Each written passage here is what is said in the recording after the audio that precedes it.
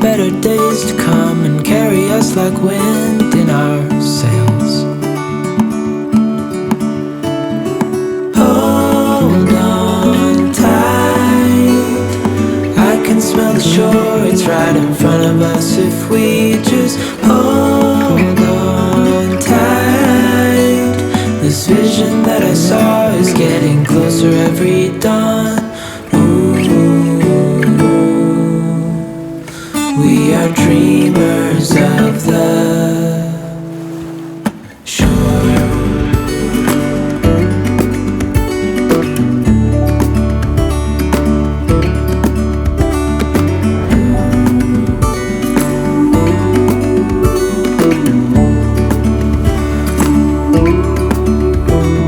7 years now on this boat, and we all know where we belong. Just wait.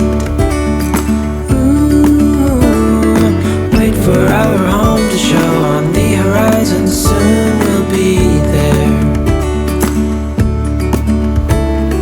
Hold on tight, I can smell the shore, it's right in front of us if we just hold on tight. This vision that I saw is getting closer every dawn. We are dreamers of the shore when we can't read the sky.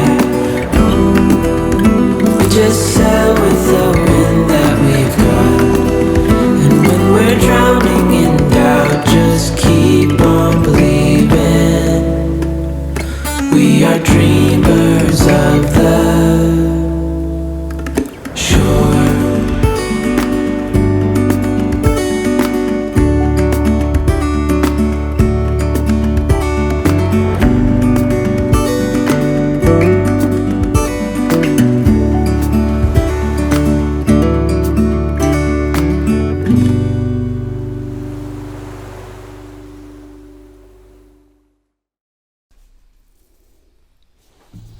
Hi everyone, and welcome back to my podcast, Fraoch Knits, and just want to say a huge thank you to everyone who's commented or subscribed. I'm really blown away by the amount of interaction that I'm getting on the podcast on YouTube. So it's so exciting, and it's really great to be back with you again. It's been a month again since I issued my last podcast, so hopefully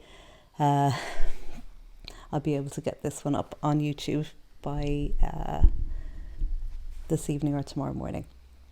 Today is Sunday the 28th of August 2022, and so we're really just coming to the very end of August, and the end of the summer, the end of the traditional summer, but actually in the Irish tradition, we're moving into the middle of the autumn. We're moving into September, which is known as literally middle of autumn, is the word for the month of September, Meán Fómhair. Again, I have loads of knitting to share with you this time. I was actually sick with COVID for a whole week during August, which meant that the trip to Amsterdam, unfortunately, was postponed, not cancelled. We will be going later in the year. But my son got sick 2 days before we were due to fly out, so unfortunately it had to be cancelled, and then a week later I was sick too.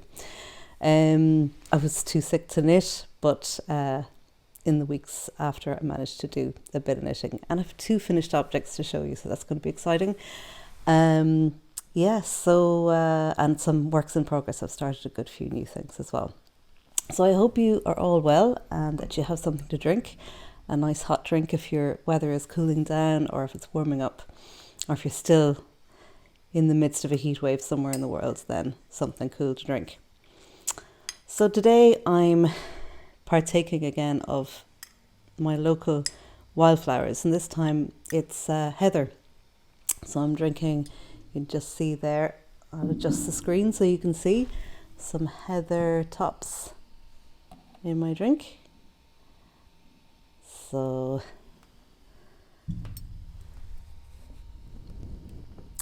heather, as you've seen my previous podcasts, you'll know that that's the reason podcast is called Fraoch Knits, because Fraoch is the Irish word for heather. And this delicious drink is based on bell heather, which is growing locally here because I live on the side of a mountain, and it's in abundance around this part of the world. It is associated with the Harvest Festival, and I think I was talking to you a little bit about this the last time. Our Harvest Festival is celebrated on the 1st of August, and that's considered to be the beginning of autumn in the Celtic calendar. And the name of that Harvest Festival is Lughnasadh, which gives its name as well to our month of August. It's called Lughnasadh. And I just thought I'd give you a little bit of background. There's some interesting origins for the word Lughnasadh. It comes from the god Lu. So Lu was a member of the Tuatha Dé Danann, a group of supernatural beings, a master craftsman. So he was associated with skill in the arts and mastery with the sword. He was known as Lu Ada, Lu of the long arm, probably because of his skills with the sword. And my brother chose the name for one of his eldest son actually. So my nephew is called Lu. The beautiful name, and it's a lovely way to remember and to bring to life again, I suppose, our Celtic traditions. So he was his name was given to the celebration of the Harvest Festival, which was thought to be his triumph over the spirits of the other world who had tried to keep the harvest for themselves. So that's the tradition. You've probably, some of you around the world maybe have heard of the film Dancing at Lughnasadh, which is based on the Brian Friel play of the same name. It was, I think, filmed in, I'm not entirely sure, the play was written in 1991. I think the film maybe came out about 10 years later, and Meryl Streep was the main female actor in it. It's a really good film. If you haven't seen it, it's really worth watching. And it really deals with the tensions between the Celtic traditions and the church, the Catholic Church in Ireland. Brian Friel is a brilliant playwright, and so this is really, the film centres around the festival of Lughnasadh. But there's also an interesting sort of side story, which is that two of the sisters, the film is based around a family of 5 sisters who are struggling to survive in Donegal in the 1930s. And one of the sisters or two of them, knit for to earn some pin money, some small amount of money to contribute to the household. The main income comes from the eldest sister, Kate, who's a teacher in the local school. So Agnes and Rose are the 2 sisters who knit for to contribute money to the household, but their livelihood is threatened when a knitting factory is being opened up in the local town in Donegal. So it's a really interesting, I suppose, just link to the knitting tradition in Ireland as well. I really recommend watching the film, or if you ever get to see the play, it's absolutely brilliant play live. Yeah, that's a little bit about Lughnasadh, and we're coming to the end of it now. We're almost at the beginning of September, so it's really nice to remember the tradition of the celebration of the harvest, the collecting of heather. Heather would have been collected when people climbed mountains. It was tradition actually to climb a mountain or a hillside on the 1st of August, which was the celebration of Lughnasadh. And actually, the last podcast I recorded was recorded on the day before the 31st of July, which is actually the 31st, the eve of the 1st, was the traditional day for climbing the hillsides to celebrate the harvest. And there is a huge tradition here locally of climbing Croagh-Patrick for that reason. But I've only really just connected the two now. It is known as Reek Sunday, and it's a really, really strong pilgrimage that people climb. Some people climb it in their bare feet.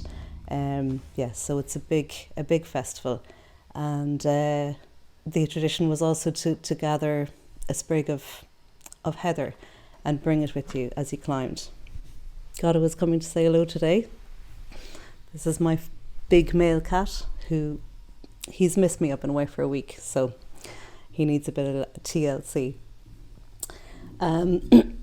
So that's the tradition of Lughnasadh, and the tradition of climbing Croagh Patrick is actually a Celtic festival as much as it is celebrating Patrick. I always wondered why it was on the 31st of July, so my curiosity has been answered now.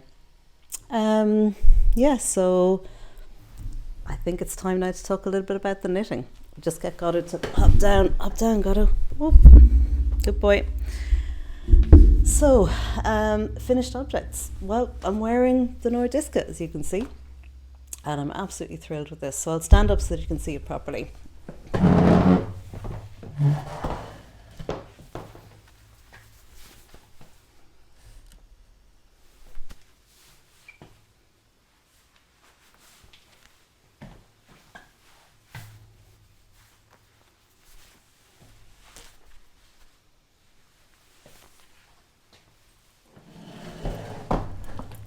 I'll just show you a close-up of the lovely detail on the raglan. This beautiful raglan cable detail is one of my favourite things about this sweater. And you can see the lovely 2x2 rib on the v-neck, which I never thought I'd be interested in wearing a v-neck sweater, but I absolutely love this. And I love the arms being sort of a cropped, shortened arm. And it's still warm enough to wear this here. So the modifications that I did on this were basically I increased the amount of the distance between the underarm and the colour work. So it's 3 inches. I think it's 1 inch in the pattern. I did 3 inches to make it less cropped. And I also increased the same amount from the underarm to where the colour work starts on the sleeve. So that's also 3 inches, because actually my row gauge was out. So I needed to basically make the sleeves a decent length, and that's the reason I increased it there. The other modification was in the hi Goddo. He really is looking for a lot of attention these days. He hates when we go away on holidays. So so this is 1 inch instead of 2. The pattern calls for 2 inches of 2x2 rib, but because my v-neck was a lot higher up, because my row gauge was off. My row gauge is quite a bit off. It was about 4 rows off. I think it was 32 instead of 28. That's why I did less, and I think it looks nice. I mean, I love the 2x2 rib, but the 2 inches would have brought the opening up quite high on my neck, which I didn't want. I really like the idea of the v-neck. And the other small modification was done on the sleeve, which, as you can see, is I ended it with a little bit of the gold. It should be red in the pattern, and I put in the gold because it sort of looks to me like it's gilt-edged in a way. So I love this colour. This gold is just gorgeous. It's the Fyberspates maple syrup, Fyberspates Vivacious 4-ply maple syrup. And of course this is the Rerum Natura, Poivre, and the Ullcentrum then is the red. So it gives you a good idea of the 3 colours together. It's I'm really pleased with it. It's just lovely, and it was a pleasure to knit. The Rerum Natura is just gorgeous to knit with. It really is. It's bouncy, it's soft, it's warm, it's rustic. It's really rustic, so it's really satisfying wool to knit with. Okay, so that's the first finished object. I actually have a second one as well. Oh, I meant to show you the heather actually. This is what it looks like. These are dried sprigs of the heather, which I've put into my tea, and which are absolutely delicious. I'm going to take a bit of the tea actually before it gets too cold. It's lovely. It's really lovely. I'm going to talk to you a little bit about the medicinal qualities of heather at the end of the podcast. So if you want to wait around for that, that's cool. Okay, so I wanted to talk to you as well about, the other finished object. So just get my notes here and see what I wanted to say to you about that. So second finished object is this beauty here. This is my turntable pullover. So you can see it's all done, and look at that beautiful life in the long grass. It's terrible actually, the colour doesn't come up half as nice as it is in reality. It's a bit washed out with the light here. But yeah, finished it, sleeves finished. Some of the lovely details on this actually, I don't know if I showed you the last time, but you can see that there's a, what's this called again? The Latvian braid along the sleeves to mark the transition between the 3x1 rib and the 2x2 rib of the cuff. And then I finished off with a stretchy bind off. Jenny's amazingly stretchy bind off. So beautiful details, and it's the same at the neck. You have the Latvian braid at the neck, and just see there. And so the neck folds down to give a beautiful, warm, cozy. I'm going to try this. I'll put this on, I think, in the next podcast. I'm not going to try it on now, but it really is a gorgeous fit. The sleeves then, as I was showing you in the first podcast, have that beautiful detail where they go into a sort of a contiguous sleeve, a V. So that's it. That's the way it works, and it's 3x1 rib the whole way around. So it took a long time, but I have to say I absolutely love knitting with this wool. Life in the long grass is such a special yarn, it really, really is. And you never grow bored of the change in the colours, the beautiful variation in colours, and how the pooling, as one of the commenters on my podcast mentioned, that it's actually like, gives you the idea of an abstract landscape, an abstract painting of an Irish landscape, and it's called Hillside, this colourway. Variegated colourway, so it's absolutely beautiful and really soft and really light. It's fingering weight, so that's why it took so long, but worth the effort. More than worth the effort. It really is gorgeous. So I'm really happy with that one. Then in terms of works in progress, I have a work here that I started a few weeks ago, and this is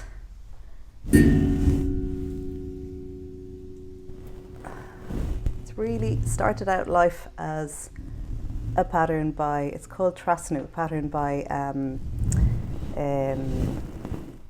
Ailbíona actually as well, Ailbíona McLochlain, the same designer who designed the turntable pullover. So this is wool, also life in the long grass for the grey and the brown, and the yellow is the Fyberspates that I was using for this one here, for the Nordiska. So I fell in love with that maple syrup colourway, and I wanted to use it for something, and I actually invested in some beautiful life in the long grass. This is called Storm, this skein, and this red colour here is called Barn. Now these are what's known as semi-solid colourways. I ordered these. They arrived. I ordered these at the beginning of August, and they arrived when I was in my sick bed with COVID. And I looked at them, and I thought, I don't like them. I think it's because I wasn't well, and they just were doing nothing for me. And then, about a few days later, when I was better again, I looked at them and said, "Oh my God, they're absolutely gorgeous." So it just shows you what your state of mind can do to your taste. Anyway, but having said that, I had bought them with the intention of knitting Caitlin Hunter's Kevat. I don't know if you pronounce it like that, but I'll show you the swatch. So I did a swatch for the Kevat, which is this here.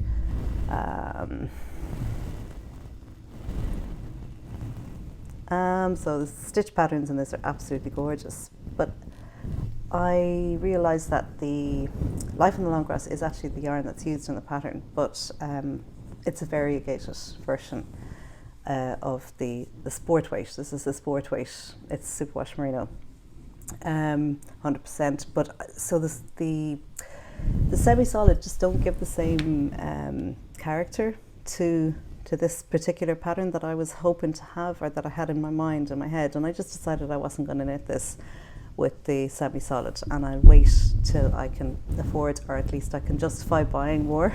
So it'll happen at some stage. I think Life in the Long Grass is on my list, top of the list for my next yarn purchase.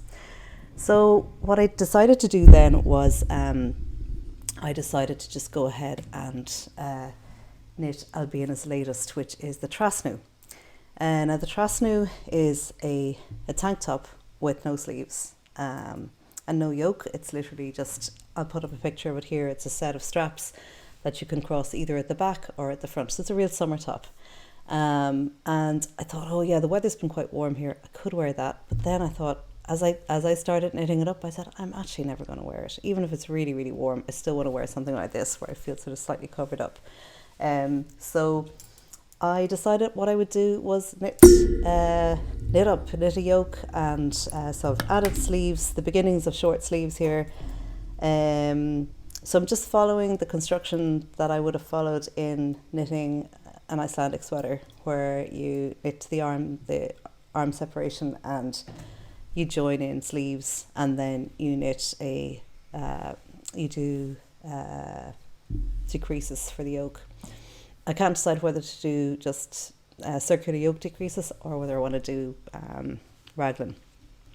So I decided that the next step for this is actually to sit down and do a bit of sweater maths and figure out exactly what I'm doing, because this has just been following a tube really for the tank. But I'm in love with the colours, and I'm nearly half thinking as well of doing a knitting the sleeves in a solid grey, because I've most of this colour. I bought 3 skeins of this and 1 skein of the barn, the red colour. So I'm thinking of just doing like a grey colour long sleeve, and then starting the stripes here, so it looks like I'm wearing something underneath the striped top. So it's a bit of fun. I mean, I don't know, it's just all a bit of speculative, changing my mind as I go. So, but I'm enjoying it. So that's that work in progress. What else have I got to show you? Oh yeah, so this is a work in progress that you would have seen from the very first podcast that I did. I haven't shown it to you since because I had nothing on it the last time, but I'm going to show it to you again, because I've picked it up and it's flying. Actually, it's going quite fast. So it's an all over cable sweater, a cable cardigan. This is the one that's going to have a zip in it.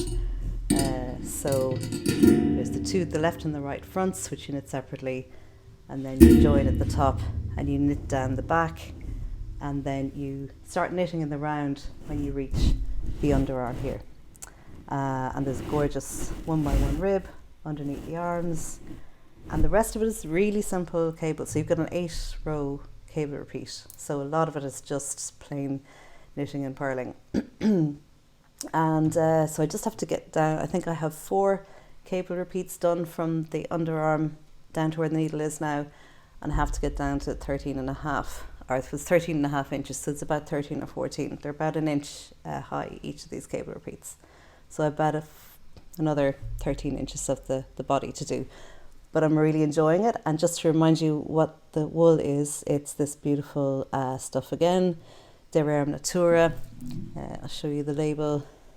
There it is, Rerum Natura Ulysse. See if I can get this again. There we go. And the colourway here is Erable. And then the other, I'm holding it double with this beautiful stuff, Ito Sensai. So, which is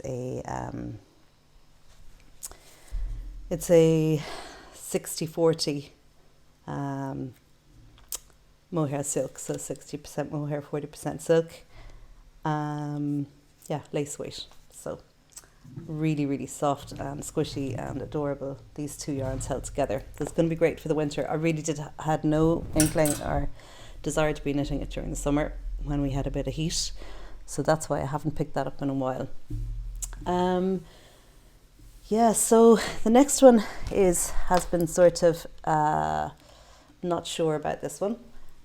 Where's my swatch? I had a swatch there to show you, which has disappeared on me. Oh, here it is. So this is my swatch. Oh, it's really bright. You can see it there. My swatch for the Billie Pullover.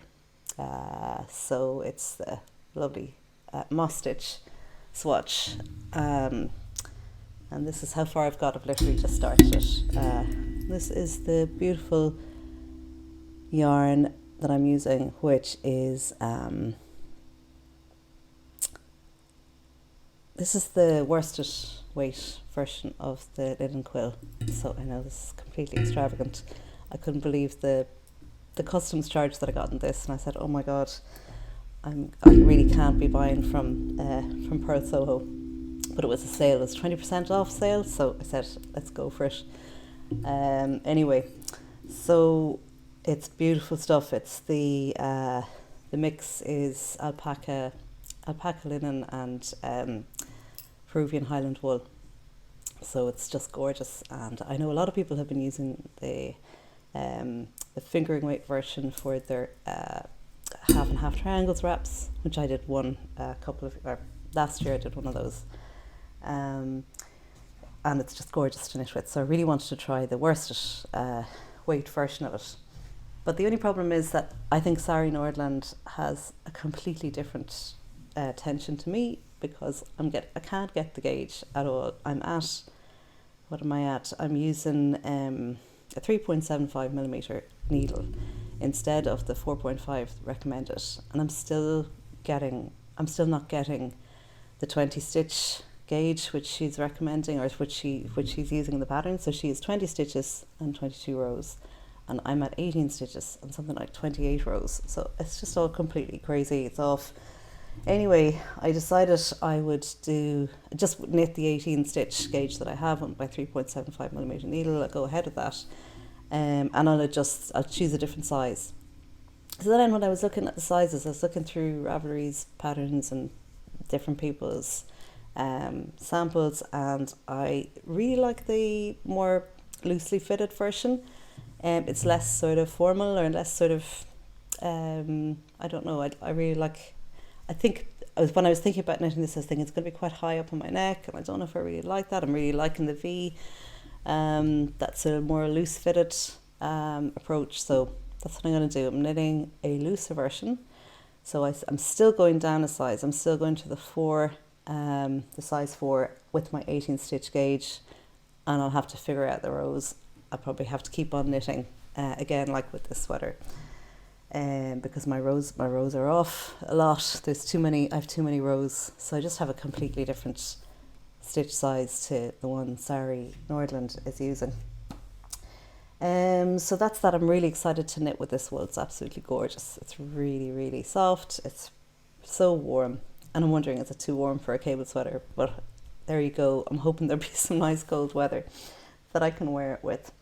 And I love that design. I love Sari Nordland's designs in general, but that Billie Pullover is just gorgeous. And of course it's an Aran sweater. I have to have an Aran sweater, even though, to be honest with you, Aran sweaters in Ireland are not seen as I don't know.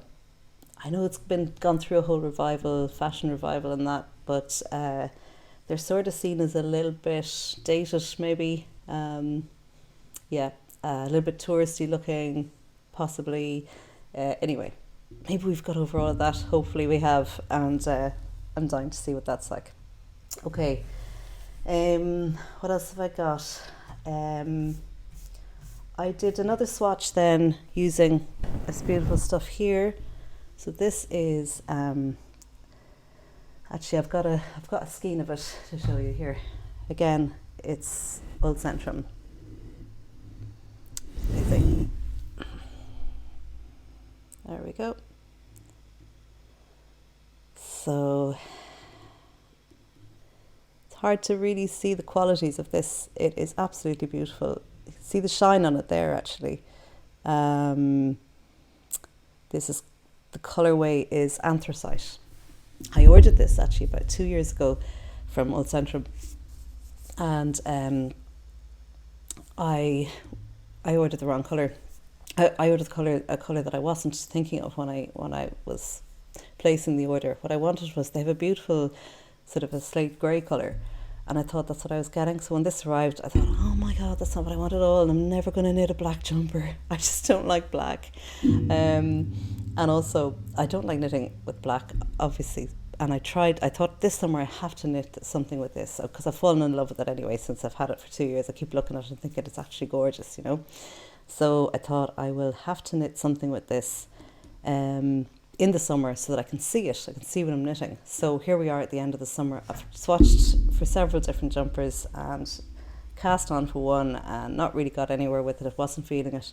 And this time I think I'm going to do another cabled sweater, The Widow's Kiss by Thea Coleman. So that is an absolutely beautiful sweater, and I've seen a couple of people knitting it, and I've looked on the Ravelry page, and it's absolutely gorgeous. So definitely going to give that a try. And even though, so this is a sport weight yarn, right? And The Widow's Kiss is a worsted,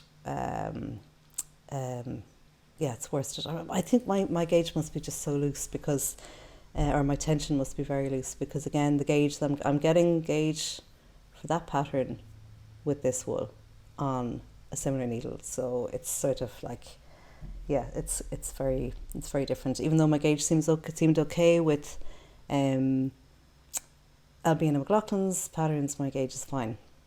And it could be to do with the fact that she's an Irish designer. I don't know what way she knits. Maybe she knits the way I knit, which is the English style, not the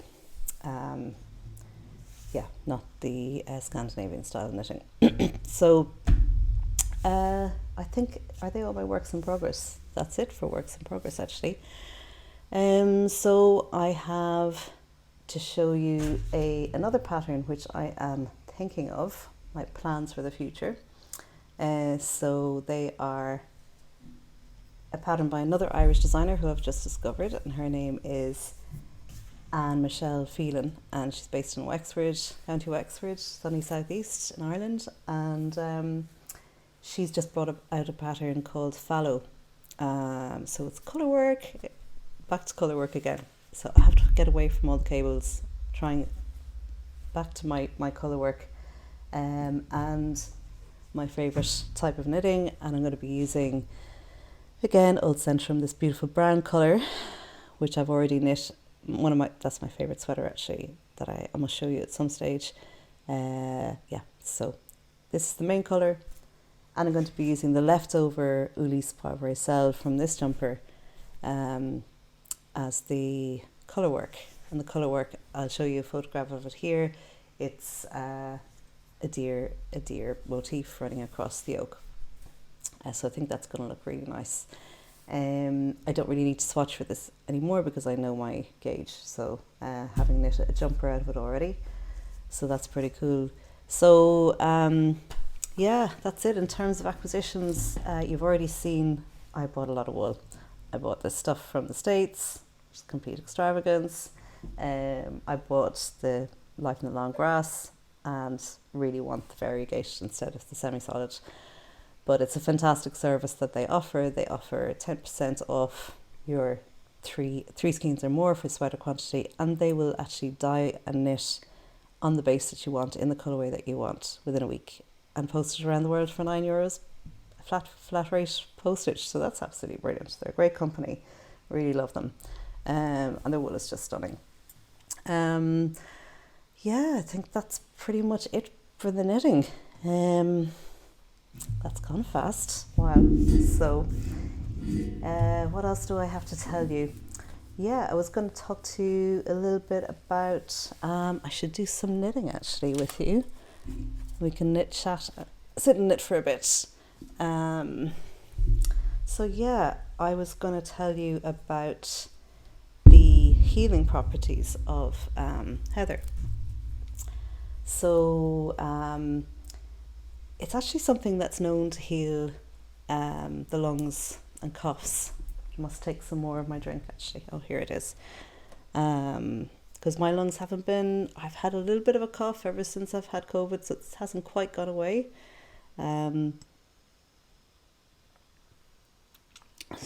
It's good for coughs, for chest issues, for asthma.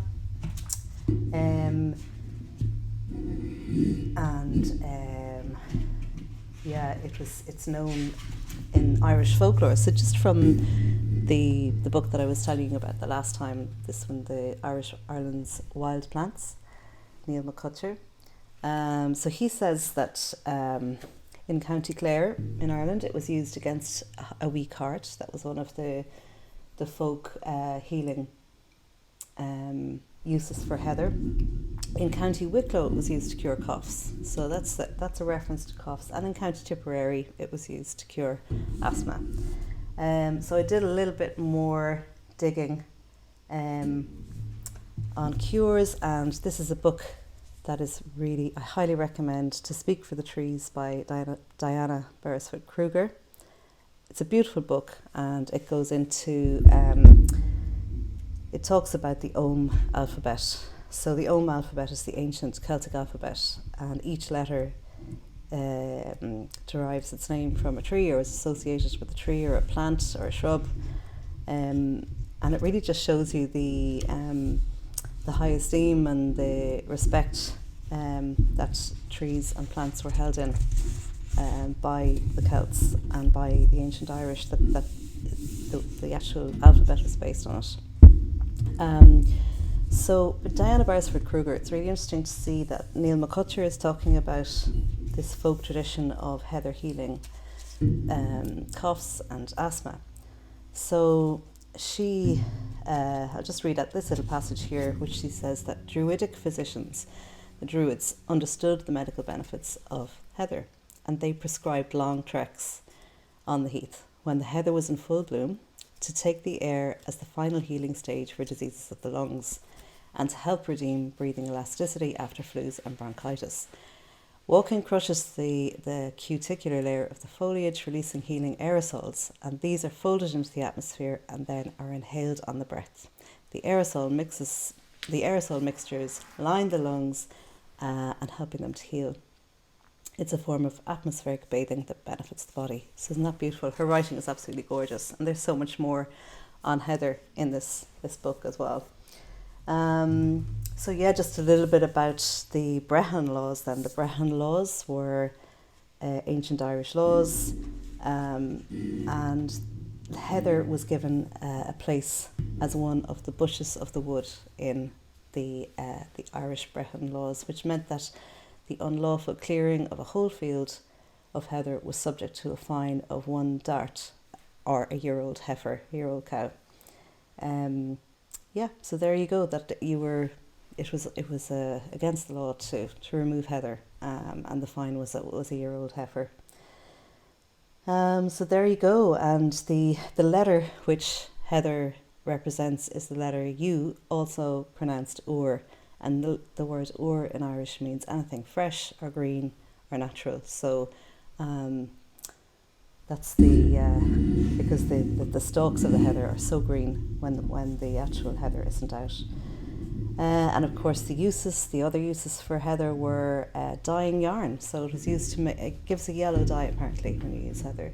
It was used as fuel for hearths, broomsticks. It was used for making ale, making beer, and honey that was collected from bees who had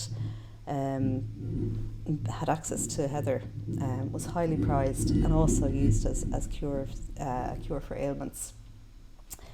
And of course tea was made as a way of healing as well. I think that's pretty much it on the heather front. So it's a really, really beautiful herb, and it's just there in the wilds waiting for us to use it, and a great cure for the lungs. I think that's pretty much all I have to talk to you about today. As well, I suppose I'll do a little bit of knitting here while I just chat to you about how things have gone for me in the last month. So we had COVID in the house, couldn't go anywhere. That was quite frustrating. Couldn't knit, couldn't concentrate on knitting. but we have been able to postpone our trip to Amsterdam, so we will get there in December, and still have to get to Stephen and Penelope's, and at that stage I will definitely have some yarn lined up to get from there. I've heard so many brilliant things about it, and people have left comments saying, oh, you'll really love it, it's a great place to go to. So I'm looking forward to that. That's pretty much. Oh yeah, I knew there was something else I was going to talk to you about. So we did get away on a holiday after both of us being sick, Ruben and myself both being sick. We managed to go on the River Shannon, for a week on a boat, and this is something that my family and I've done it since I was a kid. I grew up on the river, or very close to the river, in the middle of the country, in the centre of Ireland, and it's just full of childhood memories for me being on a boat. And we got to go again this summer, which is completely unexpected. My brother hired a boat and invited us along. So it was a lovely family holiday. I have some footage, which I'm going to put at the end of this podcast, and you can see the absolute beauty of it. It's a really stunning way to see the countryside, completely unspoiled. There's so many birds, wild birds around. There's all of the wild trees, native Irish trees. And it's a stunning way to see. It's really, really peaceful and relaxing and quiet, and it just really suits me. We did lots of knitting, myself and my sister, who came along with us as well. We had lots of knitting time on the river, and it's amazing. It felt like we were away for about 2 weeks, because life just completely slows down when you're away in the river. It's absolutely, because the boats don't go very fast. I mean, it's really walking pace, so it's like you're walking around, surrounded by water.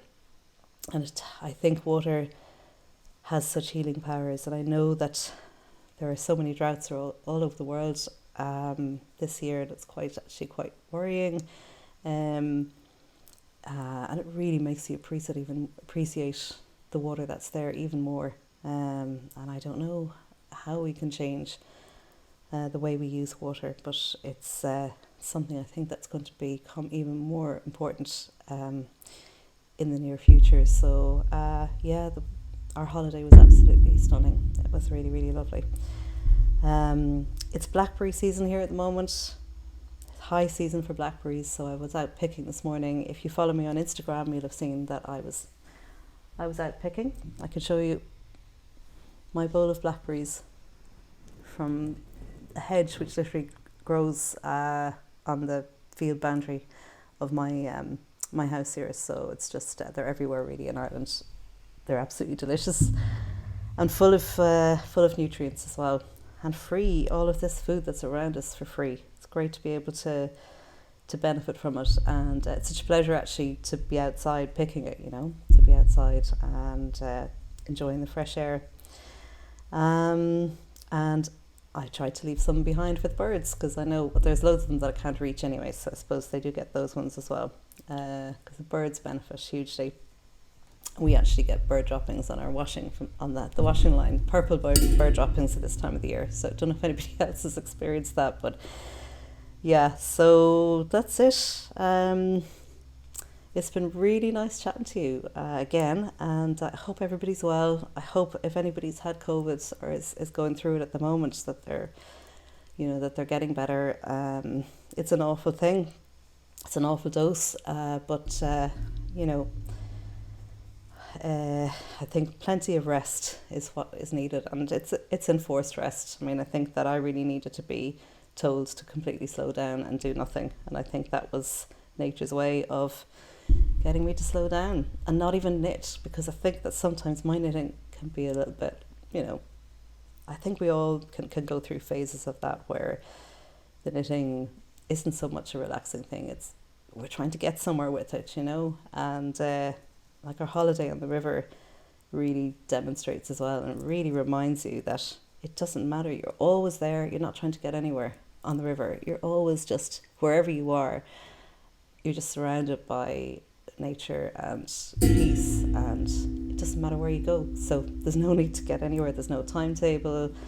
There's no, everything is you have everything on the boat. You have your cooking facilities, sleeping, travel, and all your family, all your people with you. So it was an absolute delight to get away this year, and hopefully we'll be able to do that in the future again. And I hope wherever you are, you're able to enjoy the outdoors. And that's pretty much it for today. I think I will leave it there, and I hope to see you again soon. So hope you enjoy the footage at the end of the podcast, and I hope you enjoy this. Oh yeah, if you really liked the video, please like and subscribe.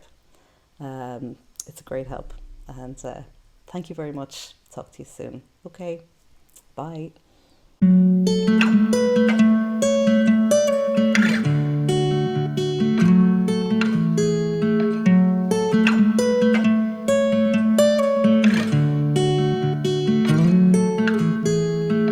Don't be a stranger in the night. Take a chance for some romance. Don't cover your eyes. Willow trees know you better than anyone else. It's time you let your guard down for someone like me. I'd say I'm settled and pretty calm. I don't storm in the storm. If not me, then someone like me that knows what to do and how to take care of you. But most of all, that deserves you.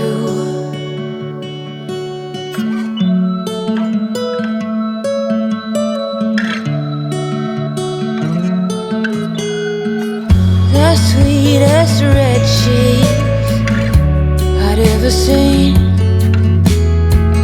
You stand beside me in every dream. Angel goddess, you cover them all. Say, what can I do to get you to fall for someone like me?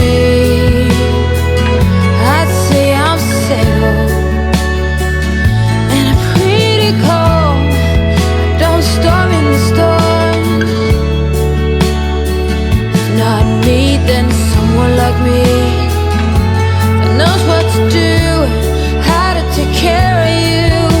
But most of all, that deserves you. It's most of all that deserves you. It's crucial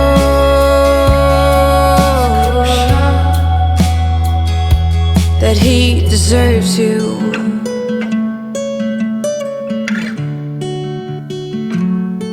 He deserves you.